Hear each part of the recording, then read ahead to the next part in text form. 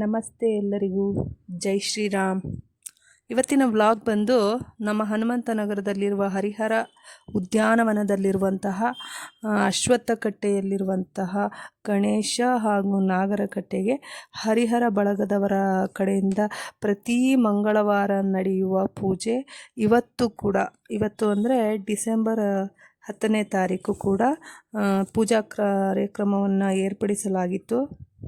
ಇವತ್ತು ಕೂಡ ಚೆನ್ನಾಗಿ ಪೂಜೆ ಎಲ್ಲ ನಡೆದಿದೆ. ಎಲ್ಲ ಹರಿಹರ ಬಳಗದವರು ಕೂಡ ಸೇರಿದ್ದಾರೆ ಹಾಗೂ ವಾಯುವಿಹಾರಕ್ಕೆ ಬರುವಂತಹ ಎಲ್ಲರೂ ಕೂಡ ಇವತ್ತು ಪೂಜೆಗೆ ಆಗಮಿಸಿದ್ದಾರೆ. ಇವತ್ತಿನ ಪ್ರಸಾದ ಸೇವೆಯನ್ನು ಶ್ರೀಮತಿ ಪದ್ಮ ಹಾಗೂ ಶ್ರೀಮತಿ ಚಂದ್ರಕಲಾ ಅವರು ನೀಡಿದ್ದಾರೆ.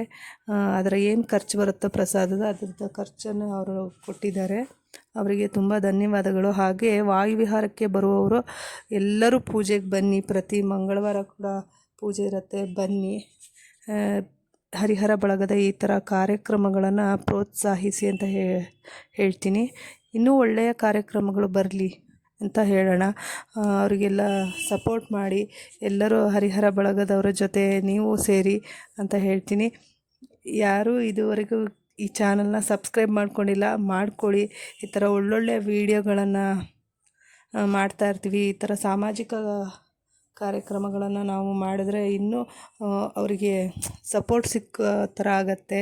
ಇನ್ನು ಅವರಿಗೂ ಖುಷಿ ಆಗುತ್ತೆ, ನೋಡೋರಿಗೂ ಕೂಡ. ಸಾಮಾಜಿಕ ಕಾರ್ಯಕ್ರಮಗಳಲ್ಲಿ ಎಲ್ಲರೂ ಭಾಗಿಯಾಗಬೇಕು. ಈ ಥರ ಅದನ್ನು ಪ್ರಸಾದ ಸೇವೆ ಇರ್ಬೋದು, ಏನೇ ಇರ್ಬೋದು, ಸಾಮಾಜಿಕ ಕಾರ್ಯಕ್ರಮ ಅಂದಾಗ ಎಲ್ಲರೂ ಕೈ ಜೋಡಿಸಿದಾಗ ಅದು ಇನ್ನೂ ದೊಡ್ಡದಾಗಿ ಬೆಳೆಯುತ್ತೆ. ಅದರಿಂದ ಎಲ್ಲರೂ ಸೇರಿ ಒಳ್ಳೆ ರೀತಿಯೇ ಪೂಜಾ ಕಾರ್ಯಕ್ರಮಗಳನ್ನು ಮಾಡಿದ್ದಾರೆ.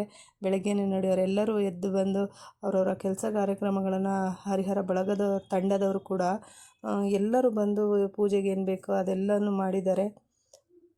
ಅದು ಅವ್ರಿಗೆ ನೋಡಿ ವಯಸ್ಸಾದವರೆಲ್ಲ ಇದ್ದಾರೆ, ಖುಷಿಯಾಗುತ್ತೆ ಅವರ ಎನರ್ಜಿ ನೋಡಿದ್ರೆ. ನಿಜವಾಗ್ಲೂ ಎಲ್ಲರೂ ಸಪೋರ್ಟ್ ಮಾಡಿ. ವಾಯುವಿಹಾರಕ್ಕೆ ಬರುವಂತಹ ಎಲ್ಲರೂ ಬಂದು ಪ್ರಸಾದವನ್ನು ಸ್ವೀಕರಿಸಿ, ಎಲ್ಲರೂ ಹರಿಹರ ಬಳಗದವರ ಜೊತೆ ಕೈಗೂಡಿಸಿ ಸಪೋರ್ಟ್ ಮಾಡಿ. ನಮ್ಮ ಈ ಚಾನಲ್ನ ಸಬ್ಸ್ಕ್ರೈಬ್ ಮಾಡ್ಕೊಳ್ಳಿ. ಇನ್ನೂ ಒಳ್ಳೊಳ್ಳೆ ವಿಷಯಗಳನ್ನು ತಿಳಿಸ್ತೀನಿ. ಎಲ್ಲರಿಗೂ ಒಳ್ಳೆಯದಾಗಲಿ. ಧನ್ಯವಾದಗಳು.